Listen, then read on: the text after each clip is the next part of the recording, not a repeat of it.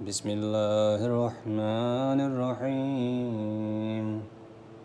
الحمد لله الذي جعل الليل لباسا والنوم سباتا وجعل النهار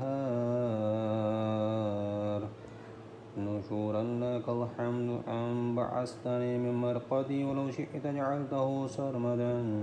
حمدا دائما لا ينقطع عبدا ولا يحصي له الخلائق عددا اللهم لك الحمد أن خلقت فسويت وقدرت وقضيت وأمت وحييت وأمرزت وشفيت وعافيت وأبليت وعلى العرش استويت وعلى الملك احتويت أدعوك دعاء من ضعفت وسيلته وانقطعت حيلته واقترب أجله وتداني في الدنيا آمله واشتدت إلى رحمتك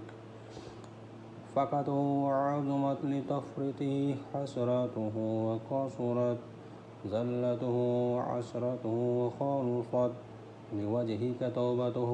فصل على محمد خاتم النبيين وعلى آل بيته الطيبين الطاهرين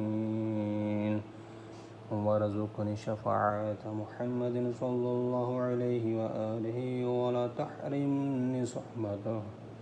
إنك أنت أرحم الراحمين اللهم اقضي لي في الأربعاء أربعا اجعل قوتي في طاعتك ونشاطي في عبادتك ورغبتي في ثوابك وزهدي فيما يوجب لي عقابك إنك